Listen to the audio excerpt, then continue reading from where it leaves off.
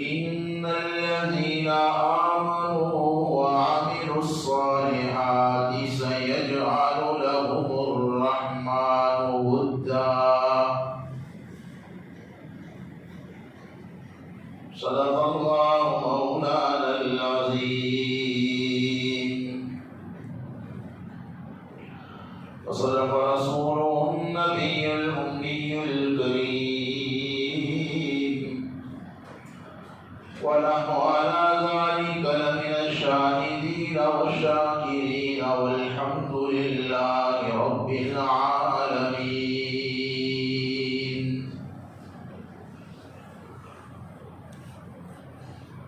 اللہ تبارک و تعالی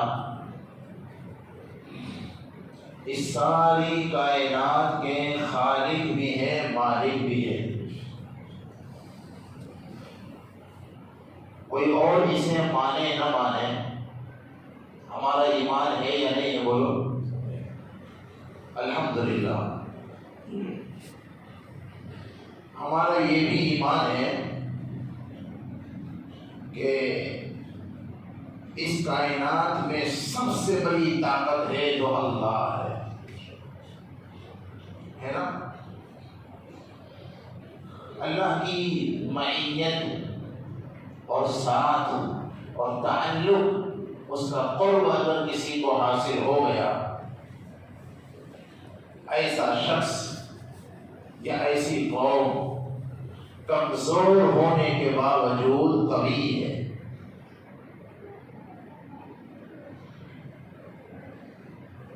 یہ وہ حقائق ہیں جو قرآن کریم نے مختلف انداز میں مختلف جگہوں میں اسے بیان کیا ہے.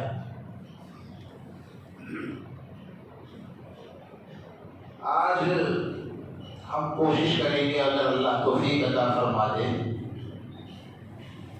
اللہ کا ساتھ، اللہ کی معیت، اللہ کا تعلق اور اللہ کا قرب ہمیں کیسے حاصل ہو، تاکہ ہم دنیا میں اقلیت کے باوجود، تعداد اور طاقت میں کم ہونے کے باوجود، اللہ کے ساتھ کی وجہ سے، اللہ سے تعلق کی وجہ سے، اللہ کے قرب کی وجہ سے ہم قوی ہو جائیں. سمجھے نا؟ وہ کیا اسباب اور وہ کیا اعمال ہیں جس سے اللہ کا ساتھ نصیب ہوتا ہے. آج ہمیں اس کی واقعتاً بہت ضرورت ہے، کیونکہ اب تو سمجھدار ہی نہیں، جن کو ذرا سی سوجھ بوجھ ہے، سمجھداروں کے علاوہ بھی اس حقیقت کو اچھی طرح سمجھتے ہیں کہ اس دنیا میں بظاہر اللہ کے سوا ہمارا کوئی نہیں جس پر ہم بھروسہ کر سکے، جس کا ہم ساتھ لے سکے. ان حالات کا سب سے بہترین حل یہ ہے کہ ہم اللہ کا ساتھ حاصل کرنے کی کوشش کریں، اللہ کا تعلق اور اس کا قرب حاصل کرنے کی کوشش کریں. صرف باتیں نہیں ہیں میرے عزیزوں، یہ وہ بیان ہے کہ اگر ہماری زندگی اس کے مطابق ہو جائے تو یقیناً اللہ کا تعلق اور اللہ کا قرب حاصل کر کے ہم اپنی کھوئی ہوئی عزت کو دوبارہ خدا کی قسم حاصل کر سکتے ہیں. اب سوال یہ پیدا ہوتا ہے کہ اللہ کا تعلق، اس کا ساتھ، اس کی معیت اور اس کا قرب کیسے حاصل ہو؟ کتاب و سنت میں جب ہم غور کرتے ہیں تو اس سلسلے میں دو باتیں ملتی ہیں. کتنی باتیں بولو؟ اگر دو باتوں پر ہم عمل کر لیں تو اللہ کا تعلق اور بلکہ اللہ کا قرب نصیب ہو سکتا ہے. اگر ہم چاہتے ہیں کہ ہمیں اللہ کا قرب ملے، یہ بہت بڑی چیز ہے. بہت بڑا انعام ہے، اس سے بڑا کوئی انعام نہیں کہ ہمیں خالق کائنات کا قرب مل جائے، اس کا تعلق نصیب ہو جائے۔ یہ کتنا بڑا انعام ہے، اس کا اندازہ آپ یوں لگا سکتے ہیں۔ موسیٰ علیہ السلام کے مقابلے میں جو جادوگر آئے تھے نا، قرآن نے تو ان کی تعداد نہیں بیان کی،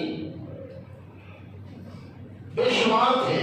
اگرچہ بعض روایتوں نے لکھا ہے 70,000 کے قریب ان کی تعداد تھی۔ بہرحال اتنی بات تو ہے کہ موسیٰ علیہ السلام کے مقابلے میں اس زمانے کے جو ماہر جادوگر تھے وہ آئے تھے۔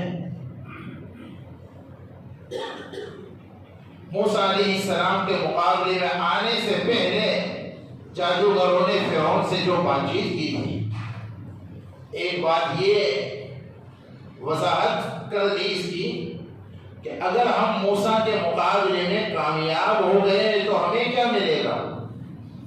وعدہ ملنے والا ہے، کیا ایوارڈ ہمیں ملنے والا ہے، کیا انعام ہمیں ملنے والا ہے۔ آپ قرآن کو پڑھیے، یہ ساری باتیں موجود ہیں۔ پتہ ہے فرعون نے کیا انعام دیا؟ یہ نہیں کہا کہ آئی پی ایل کے اندر جیسے ایک 4 ماروں گے تو پتہ نہیں کتنے، وہ تو جوانوں کو ہم سے زیادہ معلوم ہے، ہمیں نہیں معلوم۔ ایک 6 لگاؤں گے تو اتنا ملے گا، ایک وکٹ لو گے تو اتنا ملے گا، یہ نہیں کہا۔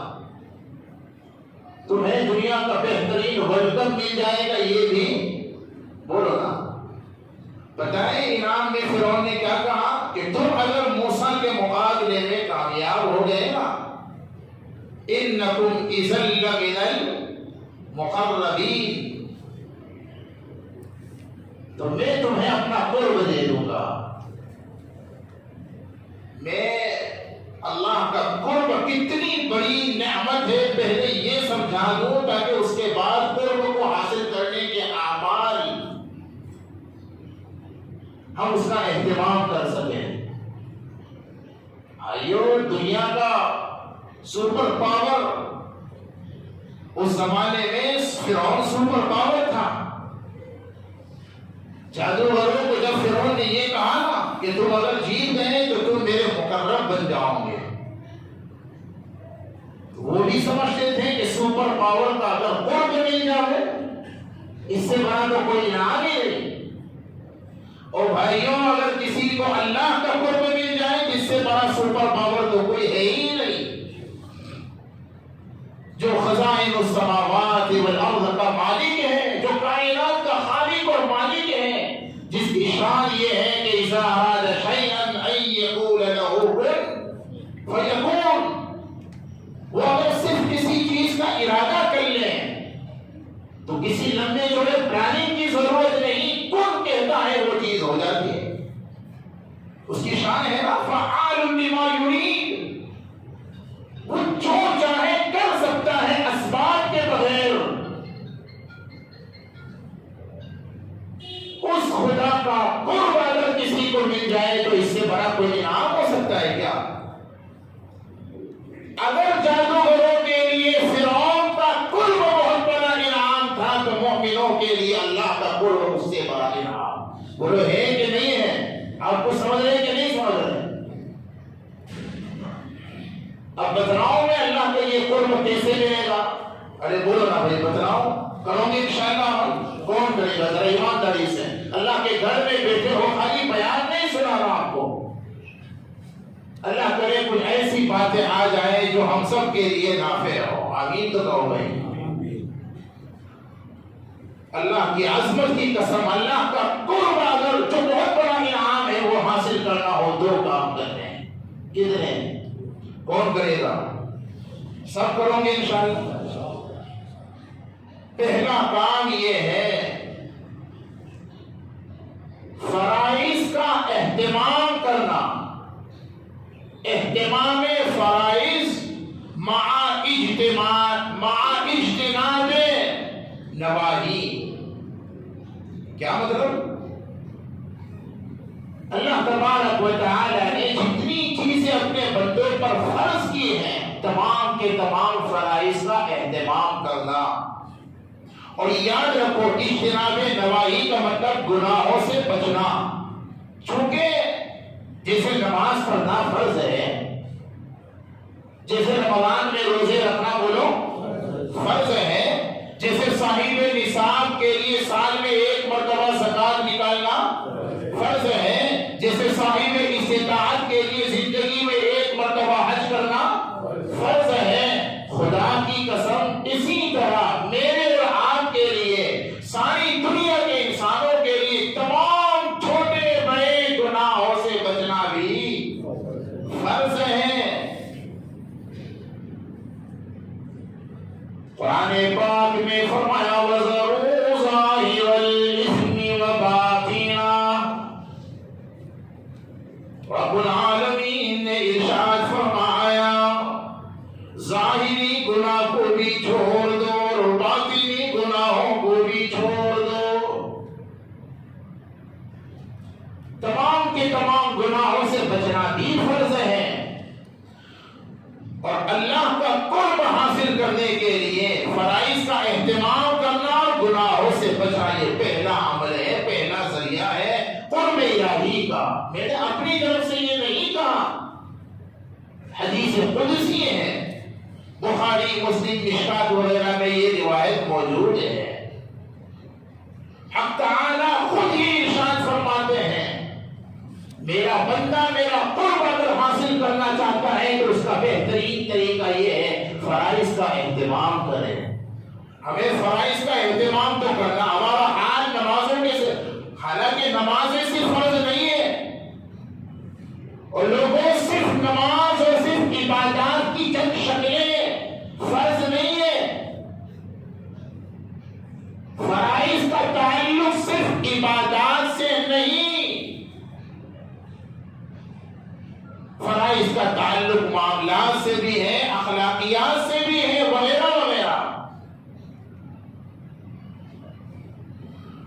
ہمارا حال یہ ہے کہ ہم ذرا اگر اپنا جائزہ لیں ہم سے فرائض پر عمل کتنا ہوتا ہے، ہم کس قدر پابندی کے ساتھ جو نمازیں مثلا فرض ہیں کتنا اہتمام ہم کرتے ہیں.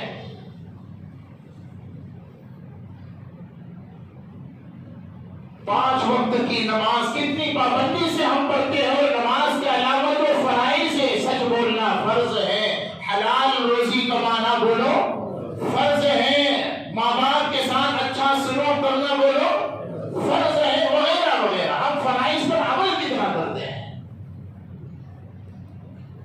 یاد رکھو اللہ کا قرب، اللہ کا تعلق فرائض کے بغیر حاصل ہو ہی نہیں سکتا.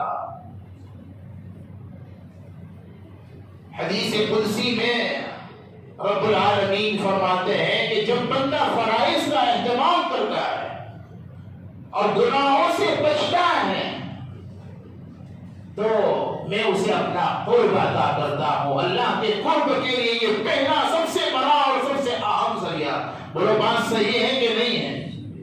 اگر ہم اللہ کا قرب حاصل کرنا چاہتے ہیں تو کیا کرنا پڑے گا؟ بولو فرائض پر عمل کرنا. میں کوئی نئی باتیں نہیں سنانے جا رہا ہوں، کوئی انوکھی اور عجیب بات جو اصل ہے، جو ساری علماء اور سارے ہمارے اولیاء بیان کرتے آئے، میں وہی بتلا رہا ہوں. فرائض پر اہتمام سے عمل کرنا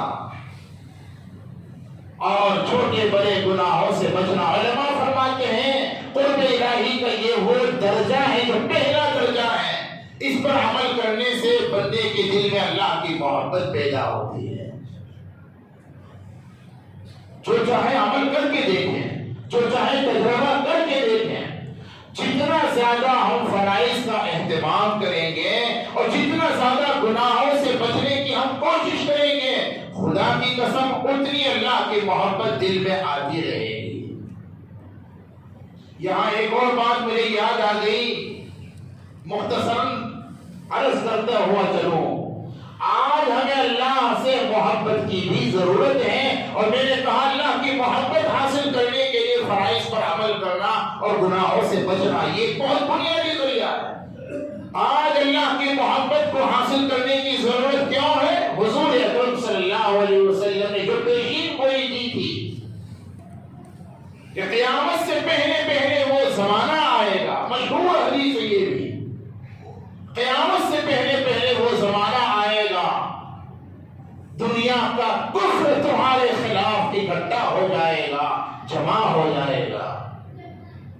معلوم ہے آپ کو یہ حدیث ہے، اور کیا آج وہ حالات نہیں ہیں ہمارے سامنے؟ دنیا کا کفر، دنیا بھر کے یہودی، دنیا بھر کے نصرانی، دنیا بھر کے مجوسی، دنیا بھر کے مشرک، ان کے آپس میں کوئی کم اختلاف ہے کیا؟ ہزاروں اختلاف کے باوجود وہ ہمارے خلاف بولو ایک ہے کہ نہیں ہے؟ حدیث میں آتا ہے مسلمانوں کے خلاف وہ ایسے جمع ہو جائیں گے جیسے دسترخوان پر بھوکے جمع ہو جاتے ہیں اور ٹوٹ پڑتے ہیں۔ تمہیں مٹانے کے پلاننگ ہوگی، سازشیں ہوں گی دنیا بھر میں۔ ہو رہا ہے کہ نہیں ہو رہا ہے؟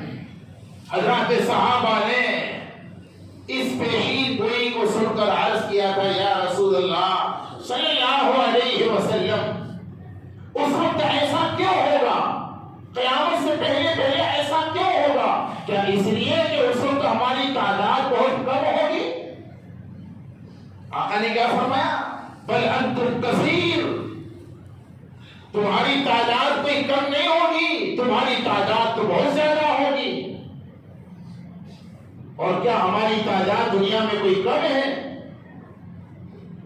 تقریباً 60 سے 70 ممالک ایسے ہیں جہاں ہماری حکومتیں ہیں۔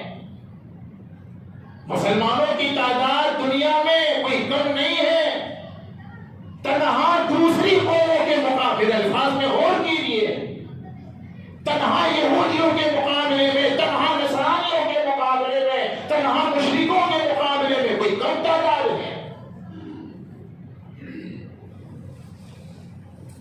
ماہرین کا تو کہنا یہ ہے کہ اس وقت دنیا کی دوسری بڑی طاقت مسلمان ہے۔ تو وہ صحابہ جن کے سامنے بدر کا میدان تھا، جنہوں نے یہ دیکھا تھا کہ 313 تھے تو ہم ہزاروں پر غالب تھے، اس بات کو سن کر حیران ہو گئے، یا رسول اللہ صلی اللہ علیہ وسلم، جب ہم کم تھے، ہماری تعداد میں کمی تھی، اس کے باوجود ہم ہزاروں پر غالب آ گئے تھے، تو آخری زمانے میں جب ہماری تعداد بھی زیادہ ہوگی پھر ہم مغلوب اور ذلیل اور رسوا کیوں ہوں گے؟ کیا فرمایا تھا حضور نے؟ فرمایا ایسا اس لیے ہوگا، تم ذلیل اس لیے ہوں گے آخری زمانے میں، تم رسوا اس لیے ہوں گے کہ تمہارے دل میں وہن چھا جائے گا۔ یہ حدیث میں عرض کر رہا ہوں، حضرات صحابہ اللہ جزائے خیر دے، دیکھو سوال ایسے ہونے چاہیے۔ ہمیں تو سوال کرنا ہی نہیں آتا، ہم سمجھتے مفتی صاحب یعنی مفت کے ساتھ، کیونکہ ڈاکٹروں کے مقابلے میں، وکیلوں کے مقابلے میں، انجینئروں کے مقابلے میں تو وہ بیچارے مفت ہی کے ساتھ ہے نا۔ جس کے جی میں جو آیا، جو دماغ میں آ گیا، وہ زبان پر سوال کر کر مفتی صاحب سے پیش کر دیا۔ کس کو کیسے سوال کرنے؟ مجھے ایک بندہ کہنے لگا، مفتی صاحب ایک سوال۔ اچھا بھائی کیا سوال ہے؟ حضرت آدم علیہ السلام کا نکاح کس نے پڑھایا تھا؟ میں نے کہا اصل میں اس وقت نکاح میں تھا ہی نہیں۔ بھائی سوال کے جواب کیا تعلق ہے آپ کی زندگی سے، آپ کے عقیدے سے، آپ کے عمل سے؟ حضرات صحابہ سوال کرتے تھے، بہت قیمتی سوالات، اس میں امت کے لیے ہدایت تھی، رہبری تھی۔ جب حضور نے فرمایا کہ تمہارے اندر وہن چھا جائے گا دلوں میں، صحابہ نے عرض کیا حضور سوال کیا، یہ وہن کیا چیز ہے؟ سرکار دو عالم صلی اللہ علیہ وسلم نے فرمایا، حب الدنیا وکراہیت الموت، دنیا کی محبت اور آخرت سے غفلت، موت سے نفرت، یہ ہے وہن۔ جب تمہارے دلوں میں دنیا کی محبت بیٹھ جائے گی اور آخرت سے غفلت ہو جائے گی تو پھر تم ذلیل ہوں گے، عزت سے اللہ تبارک و تعالیٰ تمہیں ذلت کیا آج ہمارے دل دنیا کی محبت سے بھرے ہوئے نہیں ہیں؟ پتہ نہیں آپ کا کوئی جواب نہیں مل رہا ہے، کوئی رسپانس نہیں مل رہا ہے. آپ سب اللہ کے ولی ہیں ماشاءاللہ، آپ کے دل تو اللہ کی محبتوں سے بھرے ہوئے لگے. ارے مجموعی طور پر کیا ہمارے دل دنیا سے بھرے ہوئے نہیں ہیں؟ دل سے دنیا کی محبت کو اگر نکالنا ہے اور اللہ کی محبت حاصل کرنی ہے، پوری ذمہ داری کے ساتھ عرض کرتا ہوں، اس کا پہلا بنیادی طریقہ اور ذریعہ فرائض کا اہتمام کرنا. زیادہ نہیں تو 5 وقت کی فرض نماز اہتمام سے پڑھ کرنے کو، اور چھوٹے گناہ سے نہیں تو کم سے کم بولو، ارے بولو نا، بڑے بڑے گناہوں سے بچ کر دیکھو. اللہ کی عزت کی قسم، میں اگر اس پر عمل کروں گا تو مجھے اللہ کی محبت حاصل ہوگی. آپ عمل کریں گے تو آپ کو یہ اللہ کی محبت، کوئی بھی عمل کر کے تجربہ کر لے. کیا کہا؟ زیادہ نہیں تو 5 وقت اہتمام سے کیا کرنا، بولو، کرو گے انشاءاللہ. اور چھوٹے چھوٹے گناہ نہیں تو کم سے کم بولو. اور خدا کی قسم اللہ کتنا کریم ہے. اور لوگوں جیسے دنیا والے اسکیمیں پیش کرتے ہیں نا، اللہ کی رحمت کی قسم اللہ بھی اسکیمیں پیش کرتا ہے قرآن میں. لیکن ہم تو قرآن سے بڑے غافل ہیں نا. ہمیں تو قرآن اس وقت یاد آتا ہے جب رمضان آئے، اس وقت قرآن یاد آتا ہے جب کسی کا انتقال ہو جائے، اس وقت قرآن یاد آتا ہے جب دکان مکان کا افتتاح ہو. اور بہت زیادہ کسی کو اگر قرآن سے تعلق ہے تو ایک پولیس صاحب کو بٹھا لیا پکڑ کے، روزانہ آ کر آپ پڑھ جائیے اور اتنے پیسے لے جائیے. یہ کوئی خیر و برکت کا سبب ہے کیا؟ قرآن اس لیے ہے.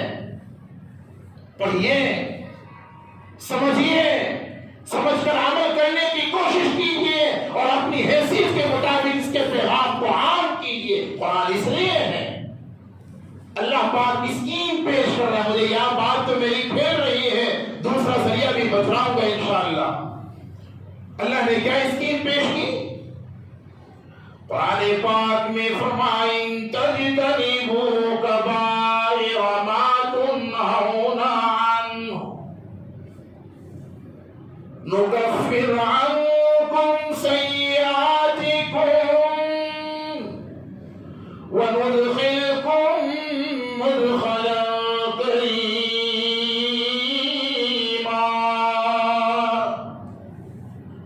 رب العالمین نے ارشاد فرمایا، میرے بندو اگر تم بڑے بڑے گناہوں سے بچ جاؤ،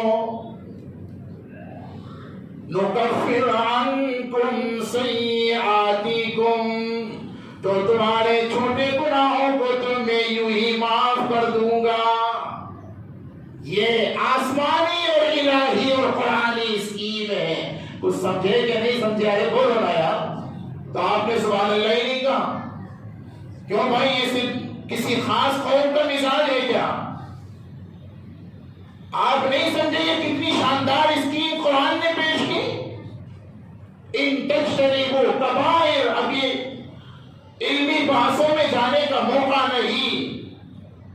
کبائر اور سیئات میں کیا فرق ہے؟ بس میں نے آسان انداز میں یہ عرض کیا. اللہ پاک فرماتے ہیں بڑے بڑے گناہ سے خالی بچ جاؤ. تقاضا تو یہ ہے کہ چھوٹے گناہ سے بھی بچا جائے.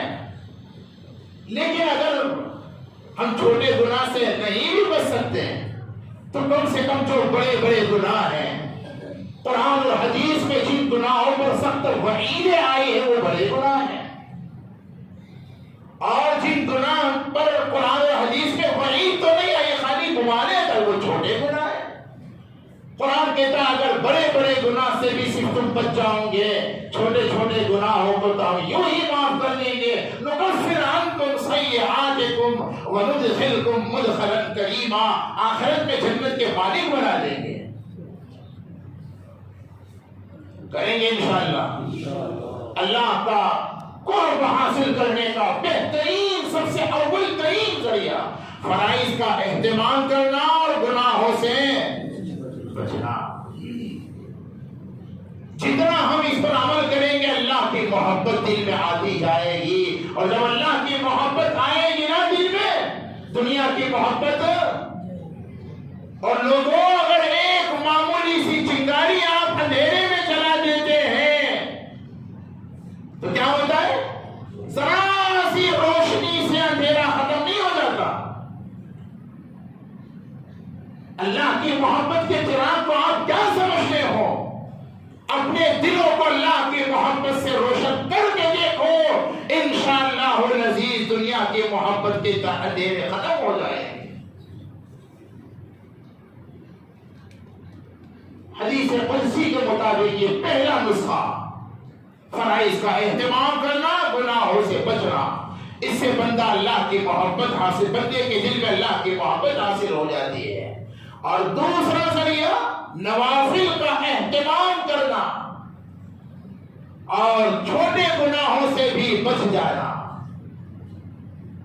حدیث میں ہے میرا بندہ جب نوافل کا اہتمام، اسی حدیث کے اندر یہ بات موجود ہے، میرا بندہ جب نوافل کا، فرائض کے علاوہ نوافل کا بھی اہتمام کرتا ہے، اور ہمارے علماء عام طور پر حدیث پاک میں فرائض کے علاوہ جتنی بھی نمازیں ہیں نا اس کو نوافل ہی میں شمار کیا ہوا ہے۔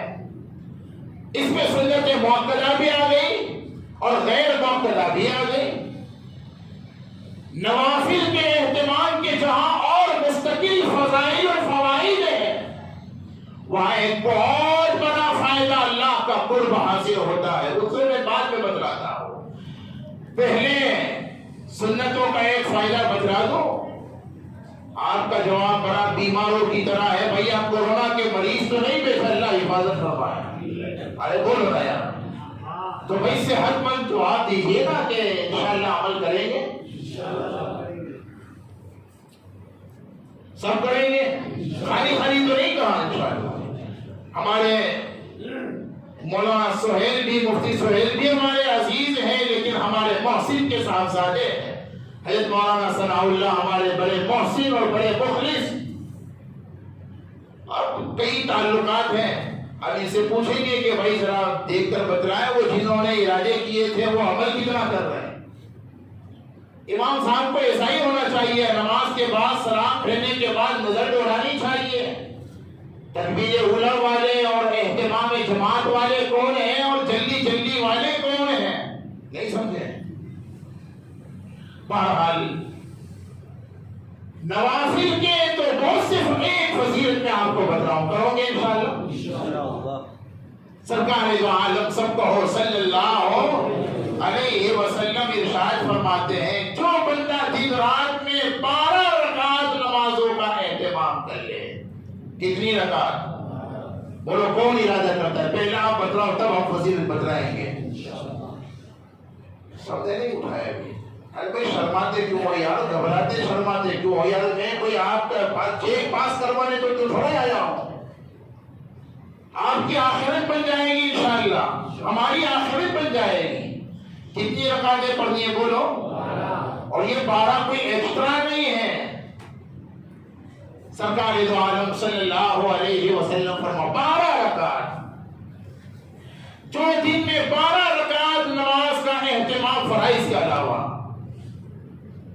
اللہ تبارک و تعالی جنت میں اس کا ایک محل تیار فرما دیں گے۔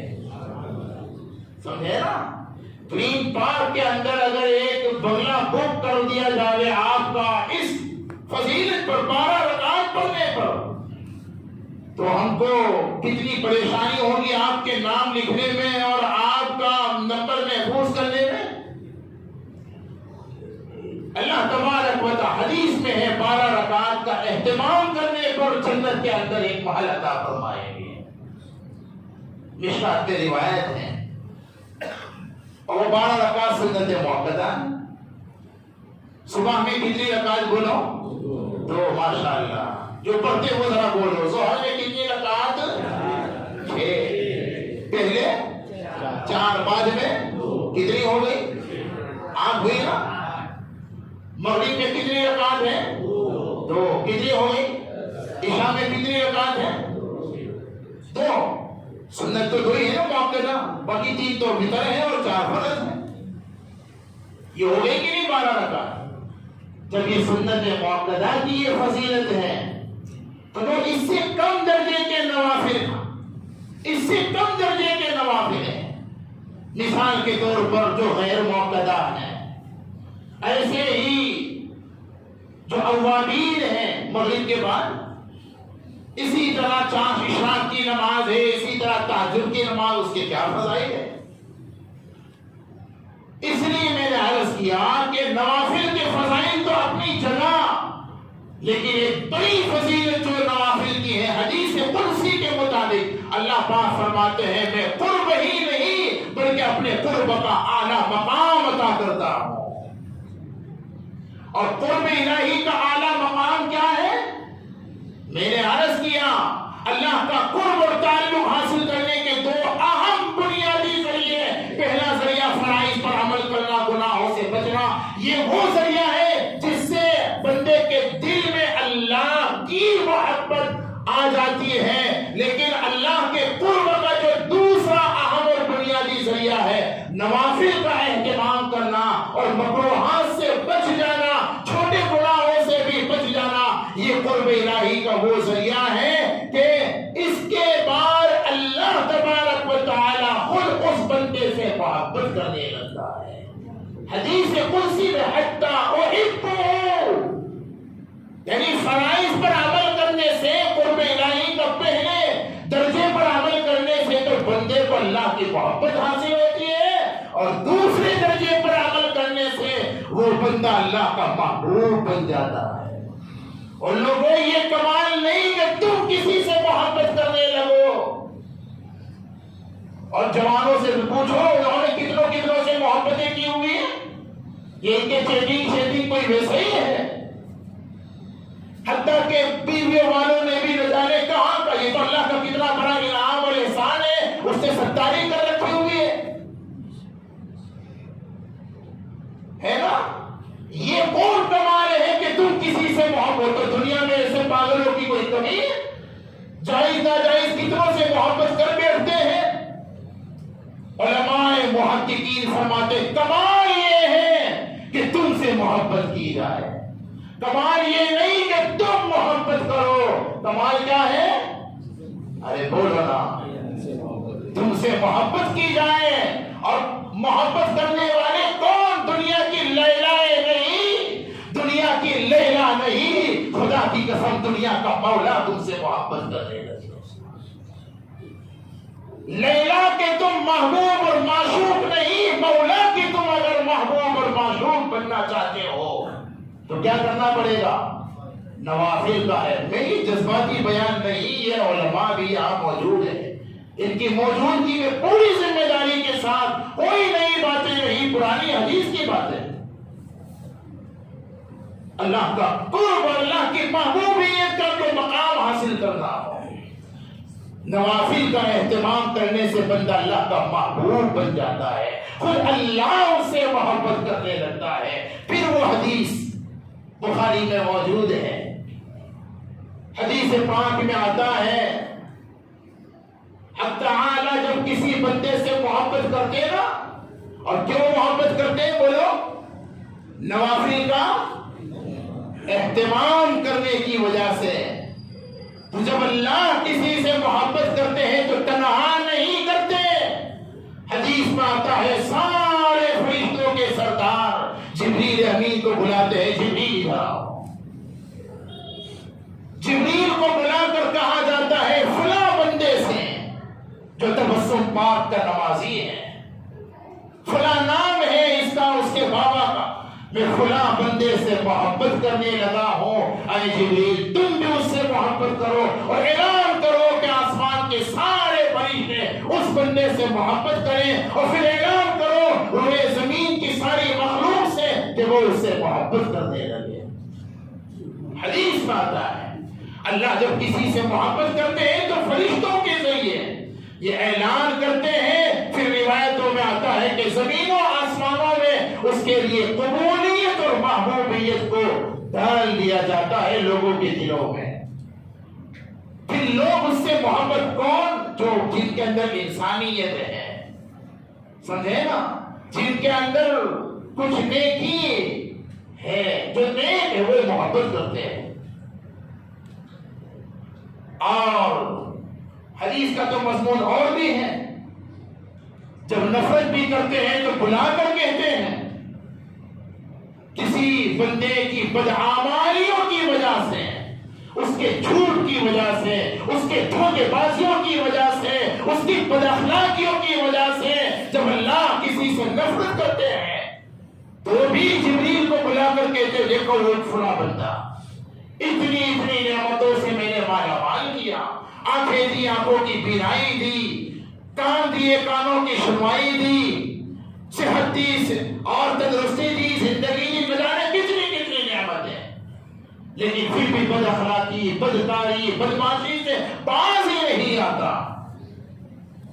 اے میرے جبریل یاد رکھ، میں فلاں بندے سے اب نفرت کرنے لگا ہوں، مجھے فلاں بندہ مرغوز ہے، تم بھی اس سے نفرت کرو اور اعلان کرو سارے فرشتے اور مخلوق اس سے نفرت کریں۔ یہ روایتوں میں ہے، مکمل اس طرح سے ہوتی ہے۔ اور پھر بعض روایتوں میں آتا ہے سرکار نے اس موقع پر یہ آیت کریمہ تلاوت فرمائی جو ہم نے خطبے میں پڑھی۔ قرآن پاک میں فرمایا ان الذین آمنوا وعملوا الصالحات سیجعل لهم الرحمن ودا۔ اہل ایمان کے لیے جو اپنے ایمان کے مطابق زندگی گزارتے ہیں، اعمال صالحہ والی زندگی گزارتے ہیں، فرائض کا اہتمام کرتے ہیں، گناہوں سے بچتے ہیں۔ کوشش تو کرنی چاہیے نا ہمیں، اور کوشش کے باوجود گناہ ہو جائے، ہو سکتا ہے۔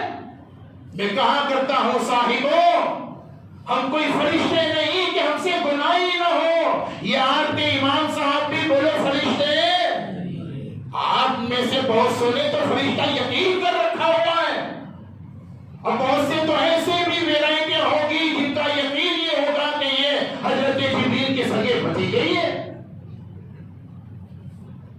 ہم کوئی فرشتے نہیں کہ ہم سے گناہ نہ ہو، گناہ ہو سکتے ہیں، لیکن جبریل امین بھی نہیں اور فرشتے بھی نہیں، شیطان بھی نہیں کہ ہم سے توبہ نہ ہو۔ ہم فرشتے نہیں کہ ہم سے گناہ نہ ہو، لیکن شیطان بھی نہیں کہ توبہ نہ ہو۔ اگر گناہ ہو جائے، فرائض کا اہتمام کرنے کے باوجود توبہ کر لو۔ بار بار توبہ ٹوٹ جاتی ہے اور پھر بھی مایوس ہونے کی ضرورت نہیں۔ حضرت شاہ محمد حکیم اختر صاحب رحمت اللہ علیہ کیا عجیب بات فرماتے تھے، لوگوں جیسے وضو ٹوٹ جاتا ہے تو کیا کرتے ہو؟ بولو نا یار، اگر وضو ٹوٹ جاتا ہے تو دوبارہ وضو کر لیتے ہو۔ گناہ پر توبہ کی اور توبہ اگر ٹوٹ جائے تو پھر توبہ کر لو۔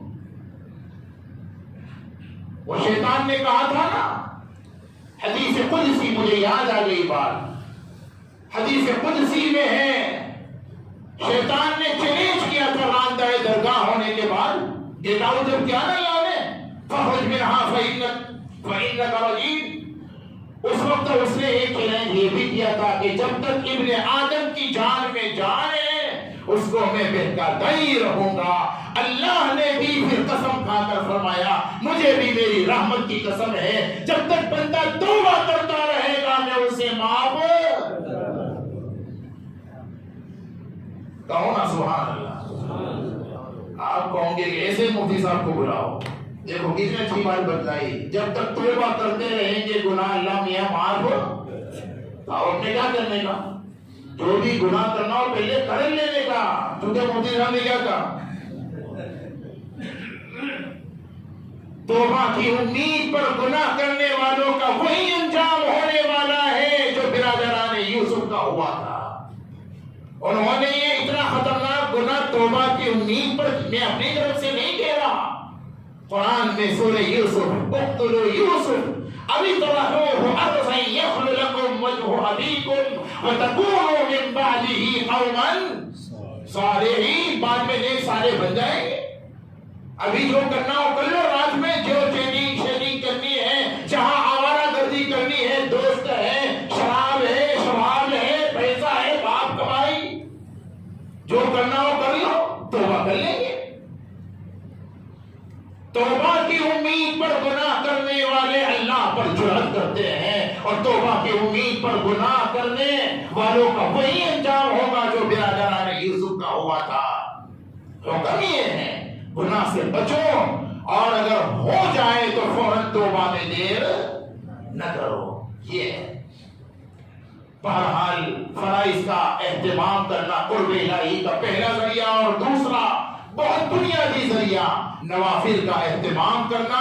اس سے اللہ کا قرب کا وہ مقام حاصل کر لیتا ہے کہ خود اللہ اس سے محبت کرنے لگتے ہیں، اور اس کی محبت کو عام کر دیا جاتا ہے، جیسا کہ میں نے حدیث بتائی۔ پھر حدیث پاک میں یوں آتا ہے، اللہ پاک فرماتے ہیں اس بندے کا حال یہ ہوتا ہے کہ میں اس کی آنکھ بن جاتا ہوں جس سے وہ دیکھتا ہے، زبان بن جاتا ہوں جس سے وہ بولتا، کان بن جاتا ہوں جس سے وہ کیا مطلب اس کی زندگی میں اس حادث کا خیال ناقص یہ ہے، اپنے آسان زبان میں اگر کہوں، اس کا مطلب یہ ہے کہ جب اللہ کسی سے محبت کرنے لگتا ہے نوافل کے اہتمام کی وجہ سے، تو پھر اللہ پاک اس کی زندگی کو سراپا بندگی بنا دیتا ہے۔